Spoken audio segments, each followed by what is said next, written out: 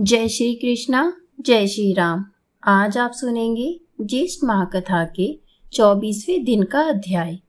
प्रेम से बोलिए श्री विष्णु भगवान की जय, माता लक्ष्मी की सदा सर्वदा जय हो।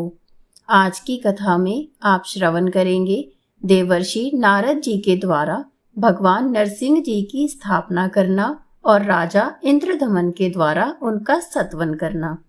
नारद जी कहते हैं, हे राजन, चलो हम लोग भगवान नीलकंठ के समीप चलते हैं। वहीं सब राक्षसों का संहार तथा समस्त विघ्नों का निवारण करने वाले भगवान नरसिंह जी की स्थापना करते हैं। इससे अंतर्ध्यान को प्राप्त हुए भगवान विष्णु नरसिंह जी के रूप में प्रकट होंगे और उनके समीप किया हुआ यज्ञ अतिशय फल देने वाला होगा। तुम आगे चलो और शीघ्र ही वहां एक मंदिर बनवाओ। मेरे स्मरण करने से विश्वकर्मा का पुत्र आकर शीघ्र वहां मंदिर का निर्माण करेगा। भगवान नीलकंठ के दक्षिण 100 धनुष की दूरी पर जो बहुत बड़ा चंदन का वृक्ष है, उसके पश्चिम का स्थान क्षेत्र होगा। वहीं तुम्हें 1000 यज्ञों का अनुष्ठान करना है। तुम अभी जाओ, मैं 5 दिनों तक अभी यहीं ठहरने वाला हूँ और इन ज्योति स्वरूप अनंत शक्ति संपन्न दिव्य नरसिंह भगवान की आराधना करके मैं इनकी प्रतिष्ठा करूँगा। वह उसमें प्राण, इंद्रिय और मन के साथ विराजेंगे। नारद जी की ये बात सुनकर राजा इंद्रदमन चंद्र वृक्ष के समीप गए।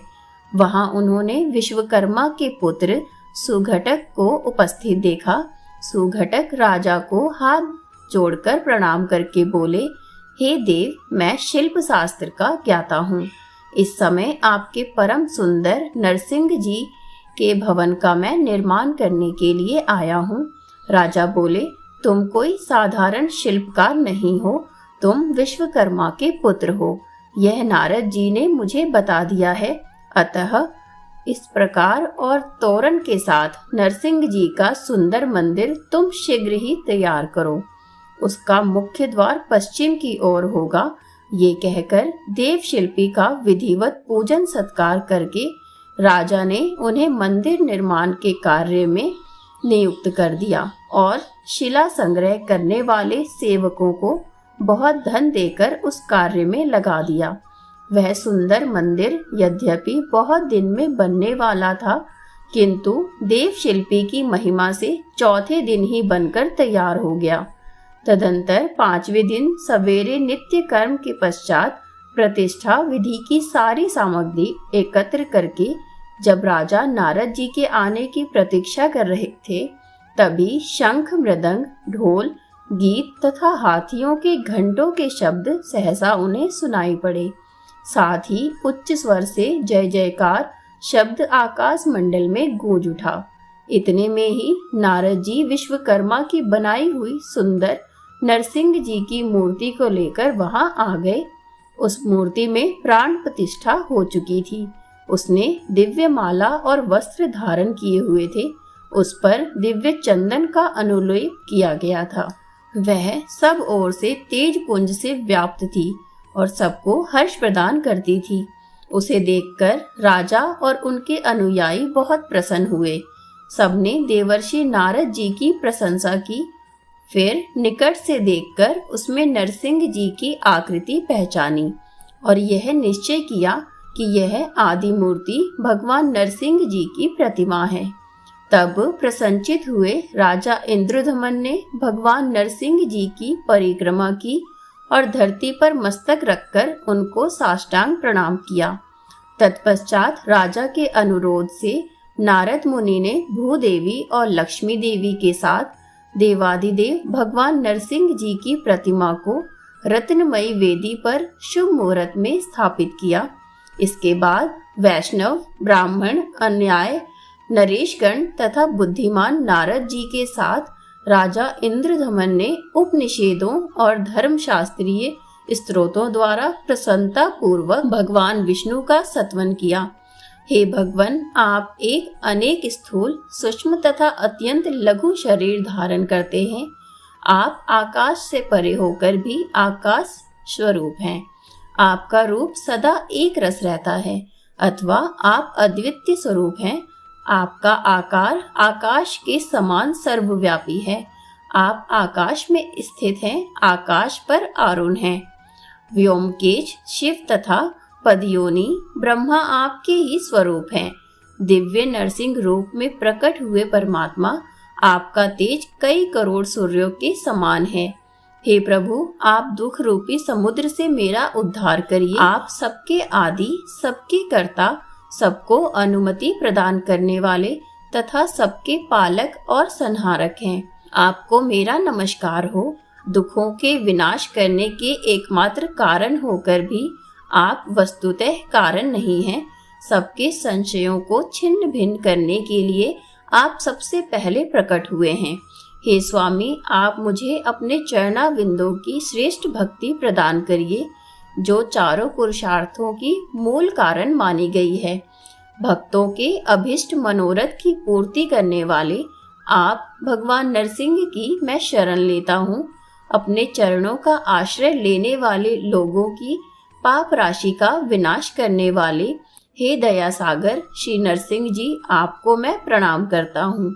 तीनों लोकों जिनके उदर में स्थित हैं, उन नरसिंह देव को मैं नमस्कार करता हूँ। दीनों पर दया करने वाले हे विष्णु, आपको मेरा नमस्कार, सदा सर्वदा नमस्कार। आप मुझ अनाथ की रक्षा कीजिए। मैं अपने इस चर्म चक्षु से आपके दिव्य स्वरूप का दर्शन कर सकूं, ऐसी मुझ पर कृपा करिए। आपकी कृपा से मेरे सहस्त्र अश्वमेध यज्ञ निर्विघ्न पूर्ण हो, मेरी करोड़ों पाप राशियां नष्ट हो जाएं। हे भगवान, जो मनुष्य आपकी शरण लेते हैं वह मोक्ष के भागी बनते हैं। इस प्रकार दिव्य नरसिंह जी की स्तुति करके राजा इंद्रधमन के मन में बड़ी प्रसन्नता हुई। उन्होंने बार बार धरती पर लेटकर भगवान को दंडवत प्रणाम किया। जो लोग इस स्तोत्र से दिव्य नरसिंह जी की स्तुति करते हैं, उन्हें भगवान नरसिंह मोक्ष प्रदान करते हैं। ज्येष्ठ माह के शुक्ल पक्ष की द्वादशी तिथि को स्वाति नक्षत्र के योग में महर्षि नारद ने उस क्षेत्र में दिव्य नरसिंह देव की स्थापना की। जो लोग वहां उनका दर्शन करते हैं, वह सहस्त्र अश्वमेध यज्ञ से अधिक फल प्राप्त करते हैं। जो पंचामृत, दूध, नारियल के रस अथवा सुगंधित जल से भगवान नरसिंह को नहलाते, खीर आदि उपचार समर्पित करके उनकी पूजा करते हैं, चंदन, धूप, दीप और तांबुल चढ़ाकर स्तुति पाठ कर जय जयकार, परिक्रमा, प्रणाम तथा दान से श्री नरसिंह जी को संतुष्ट करते हैं, वह ब्रह्मलोक को प्राप्त होते हैं। बैसाख की चतुर्दशी को शनिवार के दिन स्वाति नक्षत्र में प्रदोष के समय भगवान नरसिंह जी का आदि अवतार हुआ था। उस तिथि को विधि पूर्वक नरसिंह जी की पूजा करके मनुष्य अपने करोड़ों जन्मों की संचित पाप राशि को तत्काल ही भस्म कर लेता है। जो भगवान नरसिंह जी का दर्शन, स्पर्श, नमस्कार, भक्ति पूर्वक दंडवत तथा स्तुति करता है, वह सब पापों से मुक्त हो जाता है।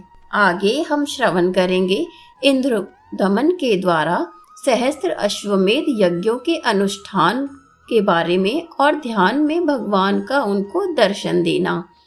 मुनियों ने पूछा, हे महर्षि, उस क्षेत्र में भगवान नरसिंह के स्थापित हो जाने पर राजा इंद्रदमन ने क्या किया? जैमिनी जी बोले, राजा ने सर्वप्रथम इंद्रादि देवताओं का आवाहन किया। 6 अंग, पद और क्रम सहित चारों वेदों के विद्वान सहस्त्रों ऋषियों और ब्राह्मणों को निमंत्रित किया।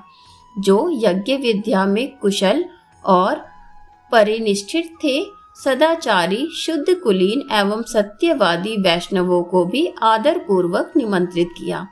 राजा का सभा भवन पत्थर का बना हुआ था। उसकी ऊंचाई बहुत थी और वह चूने से लेपा गया था। उसका विस्तार 2 कोस का था। उसमें नीचे की भूमि कहीं रत्नों से मढ़ी गई थी, कहीं सोने से, कहीं स्फटिक मणि से तथा कहीं चांदी से। उस भवन के चारों ओर सुखपूर्वक उतरने के लिए सैकड़ों सीढ़ियां बनी हुई थी। शुभ दिन और शुभ नक्षत्र में सब सभासदों की बैठक बुलाकर राजा ने सबको यथा योग्य आसन दिया। जब सब लोग यथा योग्य स्थान पर सुखपूर्वक बैठ गए, तब राजा ने अपने पुरोहित के साथ उपस्थित हो देवताओं, ऋषियों तथा राजाओं के बीच में रत्न सिंहासन पर बैठे हुए सचिपति इंद्र का दिव्य माला, चंदन, वस्त्र और आसन आदि के द्वारा सबसे पहले पूजन किया। तत्पश्चात वैष्णवों की पूजा की। फिर नारद और पुरोहित सहित उन्होंने इंद्र से कहा, हे देवेश्वर, मैं अश्वमेध यज्ञ द्वारा यज्ञ पुरुष भगवान विष्णु का पूजन करूंगा। आप इसके लिए मुझे आज्ञा दें और जब तक सहस्त्र यज्ञ पूर्ण न हो जाए तब तक देवताओं सहित आप इस सभा भवन में निवास करें। आपने पहले यहाँ जिन शरीरधारी नील माधव का दर्शन किया है वह बालुका राशि में छिप गए हैं। उनके पुनः प्रकाश में आने पर आप लोगों का भी कल्याण होगा, इसीलिए ये मेरा सारा प्रयत्न है। राजा के इस प्रकार सूचित करने पर इंद्र आदि देवताओं ने कहा, हे इंद्रधमन, तुम सचमुच महात्मा हो। तुमने इस पृथ्वी पर सत्यव्रत का पालन किया है। हमने पहले से ही तुम्हारे भविष्य कार्यक्रम को जान लिया है। तुम्हारा यह कार्य तीनों लोगों को पवित्र करने वाला होगा। हम इसमें तुम्हारे साथ हैं। तुम भक्तवत्सल भगवान विष्णु का सहस्त्र अश्वमेध यज्ञों द्वारा सुखपूर्वक पूजन करो। इसके पश्चात राजा ने यज्ञ के आरंभ के लिए भगवान का पूजन शुरू कर दिया। भगवान विष्णु को सभा भवन में इष्ट देव के स्थान पर बिठाकर राजा अपनी पत्नी के साथ निश्चित लग्न की प्रतीक्षा करने लगे। स्वास्ति वाचन हो जाने पर पुण्यावाचन और आभ्युदयिक श्राद्ध संपन्न किया गया। उसके बाद सब सामग्री लेकर राजा ने ऋषियों का वरण किया। वरण हो जाने पर उन्होंने सप्तनीक राजा को यज्ञ की दीक्षा दी। वेदी का संस्कार करके उस पर प्रज्वलित आहवनीय अग्नि की स्थापना की गई। वह अग्नि साक्षात भगवान विष्णु का ही तेज थी। फिर प्रोक्षण और अभिमंत्रण करके उत्तम लक्षणों वाले अश्व को छोड़ा गया। यज्ञ की दीक्षा लिए हुए राजा मौन होकर मृगम चर पर बैठ गए। जब तक महायज्ञ का कार्य चलता रहा तब तक मनुष्यों के लिए वहां 6 प्रकार के अन्नपान आदि चतुर रसोइयों द्वारा तैयार किए जाते रहे। उस यज्ञ में प्रतिदिन लोगों के सम्मान और आदर में वृद्धि होती थी। साथ ही नित्य नए नए भोज्य पदार्थ एक से एक बढ़कर प्रस्तुत किए जाते थे। वहां सर्वत्र प्रयत्न करके लोगों का आदर सम्मान किया जाता और आग्रह पूर्वक भोजन कराया जाता था। वहां किसी को याचना नहीं करनी पड़ती थी, कोई विमुख नहीं लौटता था। महाराज के महल में सब मनुष्यों के लिए अपने घर के समान ही वातावरण हो गया था। भगवान विष्णु की प्रसन्नता के लिए किए जाने वाले उस यज्ञ में यज्ञ अनुष्ठान में कुशल तथा सदाचार विभूषित विद्वान कार्य करते थे।